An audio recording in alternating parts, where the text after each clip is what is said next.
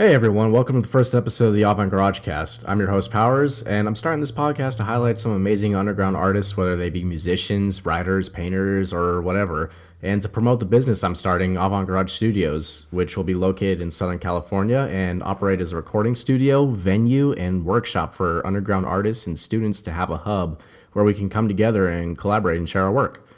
This podcast is something I've wanted to do for a long time, and having known a great number of talented artists in SoCal and had the privilege to work with most of them, a lot of these people have some seriously gnarly work and stories that really deserve some attention. But for this episode, I'll be introducing myself and what I do to give a sort of outline for how the show will be. In addition to the interviews, though, I would love to have some general discussions about what's going on in the world and how it affects artists, share some of mine and my guest music collections, promote people and events that I'm genuinely interested, or if they have any projects that they need assistance with, and even throw in a little spoken word segment. I hope everyone listening will really connect with some of the people I have on in the future, and we really take off with some fresh and exciting content for the world to experience. So to get things going here, my name is Carmine, and I'm a 24-year-old dude living in Lake Elsinore, California, and I do all sorts of stuff. Particularly my start with music was early in life. Some of my first memories were being in elementary school with a CD player in my hand and listening to guys like Marilyn Manson and Rob Zombie, which is pretty weird for a kid that young. And then my music taste has constantly changed throughout my life, but I always find myself listening to kind of harder stuff, more experimental, that a lot of my peers weren't too into. So I was alone on a lot of my music journey. Nowadays, I'm kind of into a lot of artsy experimental punk rock fused with jazz and spoken word type stuff. And when I was 19, I was heartbroken for my first real girlfriend, and I discovered a lot of angry hardcore punk from the 80s, especially bands like Black Flag that just kind of like channeled how I really felt at the time. But one of the bands that really stuck out to me was this band called the Minutemen from San Pedro, which was actually the town I was born and raised in. And I thought that was awesome because, like, a lot of these guys from Pedro are, like, diehard locals, proud of the town. And that's kind of how I am, too, even though I don't live there anymore. I'm very proud to be from there. But this band totally turned me into a new person, and from the fairly quiet and bland kid I was before. They just made this music so bizarre and so unique sounding that to this day I haven't found another band that's like them.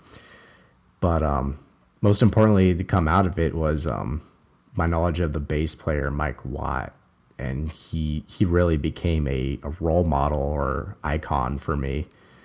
It was just the way he played bass had me mesmerized, and I had to pick one up from my cousin. She was in her school band, played bass for a while. And I didn't have any knowledge on how to even play one, but I heard Mike play, and I was like, man, I have to do this somehow. It's calling out to me. And most people usually don't pick up bass as their first instrument. They play guitar or something, which I originally thought I was going to play when I was younger, but I could never get into it. But the bass it called out to me, and it was just a perfect match since then. But the way him and his guitar player, D. Boone, rest in peace, they would talk about a DIY ethos that really spoke to me as a teenager. And I was scared to go into a shitty life of being stuck in traffic and working in a warehouse and such. And I took a lot of what they said to heart. And I still to this day challenge myself heavily to think for myself and do what I want to do without being a copy of something else. And I just totally wanted to be my own person and unique. I like to stand out, and hopefully I can inspire others to do sort of the same thing. So here's a part of the show I want to start to do is I want to introduce some of my my personal music choices, and also some of the music choices of my guests that come onto the show.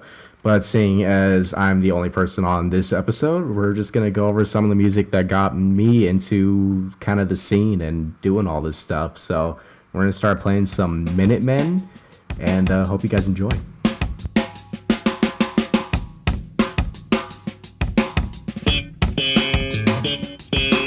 I don't want to hurry. See, my position was here. I mean, as it was, I was.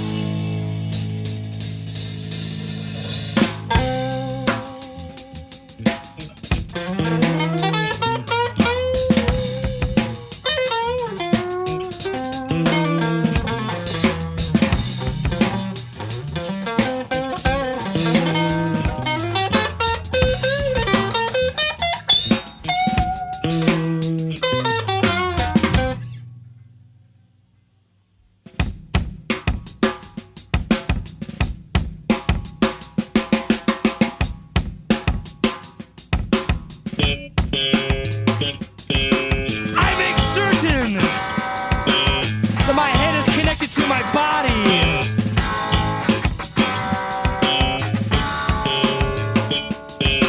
No hope. See, that's what gives me guts. Big fucking shit. Right now, man.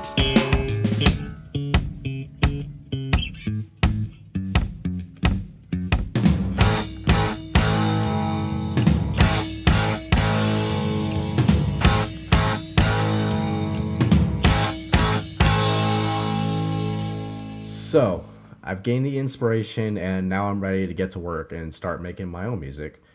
I'm playing bass for about a year or so, posting videos of my progress on Instagram and flirting with girls, telling them I'm a musician even though I hardly know how to play. But one day I'm browsing Facebook and I see a friend of mine from high school. I was never too close with him, but he had started posting a lot about this metalcore band he had started, and they were jamming a lot lately. And me being desperate to find a band to play with and become a better musician, I asked him if I could somehow join. And I was under the impression they were all experienced and serious about what they were doing, but they were the kind of just to get drunk or high in the garage and jam without any real material. But anyways, I asked to join them, and they have all the instruments covered. So I bring up the idea of being a sort of synth keyboard guy just so I can have the experience of being in a band. And they bring me in, which was awesome. And the first experience of playing music with other people was really crazy and heavy on me because it felt so important, even though nothing was really getting done. It was just that experience, just like it felt so right. And playing with these guys, I became really good friends with the guy that I saw on Facebook. And some of you may know him now as Young Vader, and he's probably my best friend today. And we're doing a lot of work together, and he's got tons of awesome music himself. I plan to have him on the show pretty soon and go into more detail on him. But after that, I played bass in another band with some old high school friends. And we were sort of a indie pop surf trio, and we were originally called the Dregs. We had disbanded pretty quickly. We played one show. We played our first show Halloween night in about 2016, maybe. And it went off pretty good. Like, we had a pretty sizable crowd, and my first time playing in front of a crowd was awesome. Even though we weren't that good, it was just a really fun time. And we had disbanded pretty quickly after that, but we came back together a year later under a new name, Forensic Disco. And we played a few more gigs under them. And our first gig was at Chain Reaction, and I did not like that place at all. We actually played 2 gigs at Chain Reaction. It was very small, and we had to sell tickets to get in there, and it was just kind of ridiculous. But we had also played our first backyard show in Pomona, and that was a really cool experience, playing on a little tiny stage, but like having a bunch of kids around and just getting hyped to some loud music. And I just fell in love with playing live, and that's all I've wanted to do since seeing the sort of energy from these little local shows. And as I'm in Forensic Disco, I started taking audio production classes at Norco College with my amazing instructor, Brady Kerr. Look him up. He's a freaking beast. And I was just experimenting, producing some trap beats and attempting to rap over them, even though I was horrible at it. It was just something I was, messing around with. And also through Forensic Disco, I had met another one of my best friends to this day. That would be Justice. And he would hang out at our practices, and he went to one of our shows. And he had no experience playing, but him and I connected through the crazy music that we really enjoyed. And we would come together later and start our own duo band. We called ourselves Kno Ego, with me on bass and vocals and Justice on drums, which he had no idea how to play. He had never played drums before. But we were just jamming in my garage, and he got really good at drums very quickly. And before we knew it, we played an insane amount of shows. I can't even count how many in the SoCal area. And we had even drove up to San Jose one time to play a gig, and that was one of the gnarliest experiences in my life, just packing up the car and taking a 6-hour drive, sleeping on the beach in the driver's seat in the cold. And all the people in San Jose were stoked to see us and that we came all that way to go play for them. And it was an awesome time. And in Kno Ego, we just met a ton of awesome musicians locally, and we threw our own gig for my birthday in November 2019, which is where I met a ton of awesome guys that are great friends to me now. And that show just turned out to be an absolute banger, and we had a good like 50, 60 people show up, and everybody was having so much fun. It was an awesome day for sure. But with the rise of COVID in 2020, we stopped jamming a while, and Justice went on to start his own band called the Dead Novas. They're an awesome psych band. Go check them out. So now I just want to take a second and just play a quick track from Kno Ego. This is going to be Pop Talk. This is actually the first song that Justice and I wrote for Kno Ego. So enjoy.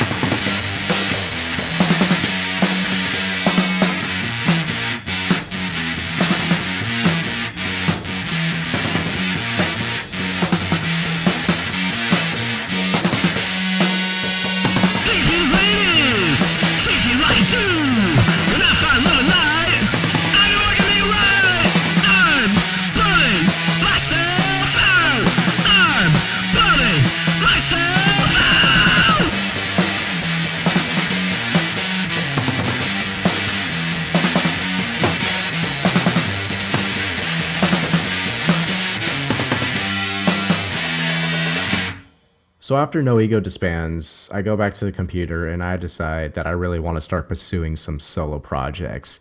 And Young Vader is an awesome help with this, pushing me to get out some content and just pretty much my number one inspiration when it comes to working solo. But I've been working on trap beats and rapping on them, and I've been getting a little better. I'm still not too great, but I'm getting better. And it's fun, but I don't think it's the one thing I want to do. I am working on a sort of prog rock art record where I'm playing a bunch of instrumental, and it sounds really dope so far. So let you guys know when that's out. And I'm slowly on a come up right now with my top song, Out the Cage. It's featuring Young Vader, and we're almost hitting 1,000 plays. And I plan on releasing a ton of new content. I want to do all sorts of different genres. I want to do trap. I want to do punk. I want to do jazz, experimental, whatever I'm feeling at the moment. And at the same time, doing this podcast and showing you guys some awesome music. And I think we're going to take a second now to just play some of the music that inspires me, and just some good listens for the time being. And I'll get back with you.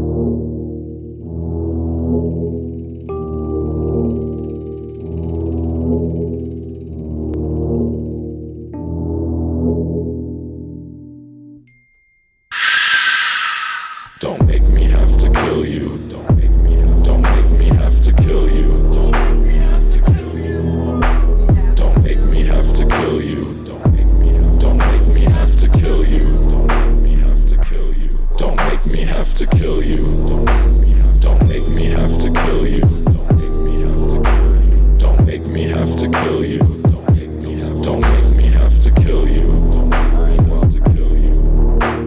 The box from which I speak to you is equal to minus what people did or will do.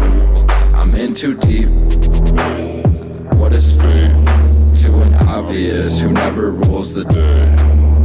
Waste away in solitude. I find my groove and stick with it. I'm old school, but I'm so futuristic.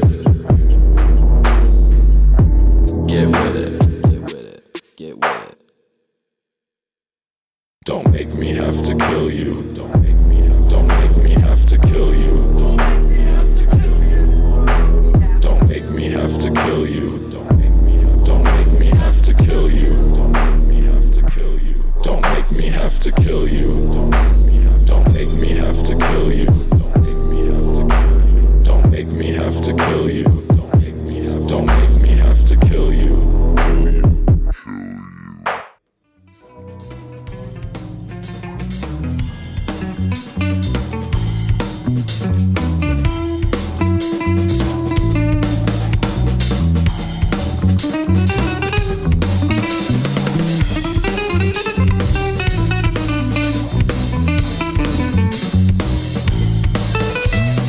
I craved infernal sweets, ignoble goods,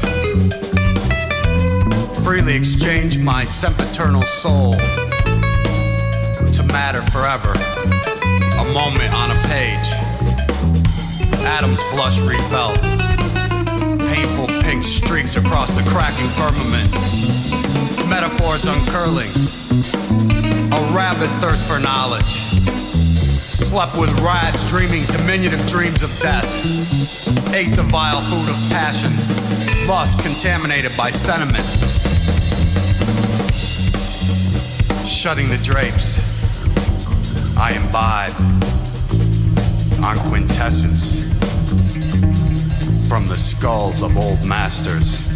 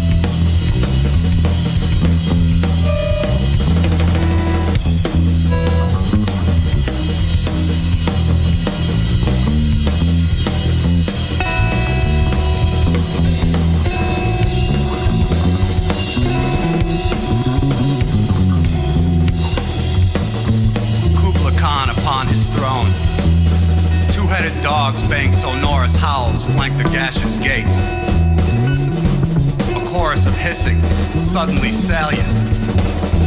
The beast approaches. Hellacious music increases. Staring into the mirrors of time, admiring nebulosity. No irony. Eternity is saturation bombing of sins and echoes that begin in the ear and resonate outward. For here there is no hand holding. Curse the blessings of humanity. Consciousness, creativity, burn churches, sack monuments, use the baby's asses of fellows to fan the festering flames. Disemboweled, I bathed in the rancid tarn, blew vague breath in the mouth of the vermiculating corpse, which upstarted. Found cold and heat the same sensation, touched tongues with purity unknown to the living. Smashed the crystal palace in a dystopian uprising, then troweled the new mortar. Trampled hills in search of virtue, crept rain-slick crags.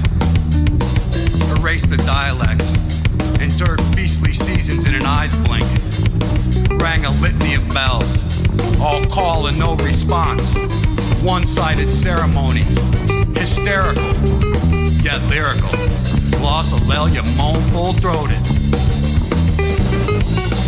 Reveled in the unpleasant poignancy of a longed-for defilement. Tore out time's larynx, led soldiers to bipartisan slaughter, marauded over crippled heaps, crushing skulls underfoot. Slouched in my tears, denied my soul counsel, took nothing as my due.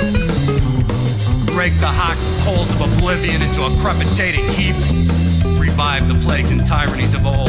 Crossed oceans of unending tumult to kiss leprous feet. Feeding freely the marvelous meat of martyrdom. Cupped the clay of being, formulating formidable new sins. Like shame and love, generosity, happiness, starvation, scorn, and most of all, action. Dead set on forsaking old betrayals. Entranced by the plush flame enveloping the frame in which this picture of ugliness is held. Perform spiritual alchemy. Engage in pious blaspheme. A devout Satanist clandestinely practicing Catholicism. A sempiternal Sabbath broken. Shameless pagans only playing at evil. Indulged in self-idolatry. Engorged on spoiled fruits. Visited invalids, vulturously devouring their vertigo. Took pot shots at hovering seraphs. Staggering back to the well replete, I twist myself into a multitudinous shape, each more grotesque than the last, transmogrifying to forms familiar, till everything dear is lost anew.